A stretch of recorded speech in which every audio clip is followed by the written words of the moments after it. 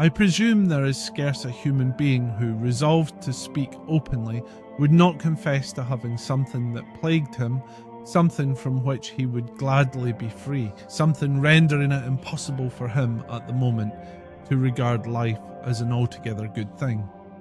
All in one word, too. One little, flat, deadly word that covers a lifetime. Living in sin. Not just doing wrong, as I did when I went to America. Doing wrong.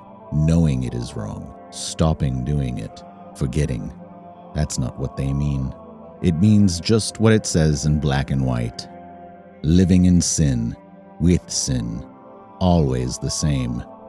Like an idiot child carefully nursed, guarded from the world. An hour ago, under the sunset, counting the days of happiness.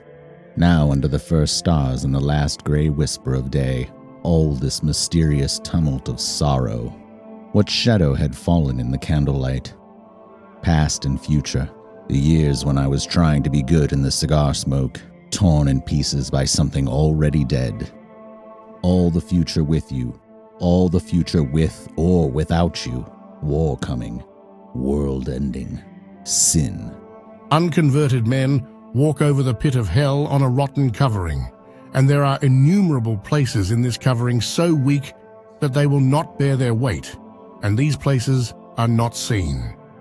A word from so long ago, and the nightlight burning before the Sacred Heart, carrying my sin to church, bowed under it, bowed under it, slipping out with it in London before the fires were lit, taking it with through the empty streets on the pavement. Those dying with sin eating at them, more cruelly than their own deadly illness. Christ dying with it, nailed hand and foot, hanging year after year in the dark little study with the shining oilcloth, hanging in the dark church where only the old charwoman raises the dust and one candle burns, hanging at noon, high among the crowds and the soldiers. No comfort except the kind words of a thief, hanging forever. Never the cool sepulchre and the grave clothes spread on the stone slab. Never the oil and spices in the dark cave. Always the midday sun.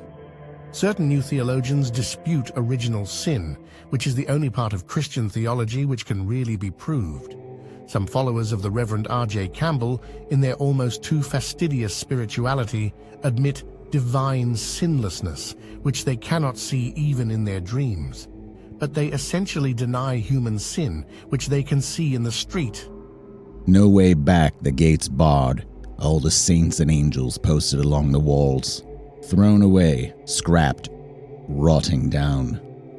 The old man with lupus and the forked stick who limps out at nightfall to turn the rubbish, hoping for something to put in his sack, something marketable, turns away with disgust. Nameless and dead, like a baby wrapped and taken away before it's seen. Between the tears, we talked to ourselves into silence. I could do nothing. I was adrift in a strange sea, my hands on the metal-spun threads of a tunic, cold and stiff, my eyes dry. I was far in spirit, clinging in the darkness, as far as when I was out of mind, in the dry, empty years at the old rectory, and in the jungle. Most men, I presume, imagine that free of such things antagonistic, life would be an unmingled satisfaction, worthy of being prolonged indefinitely.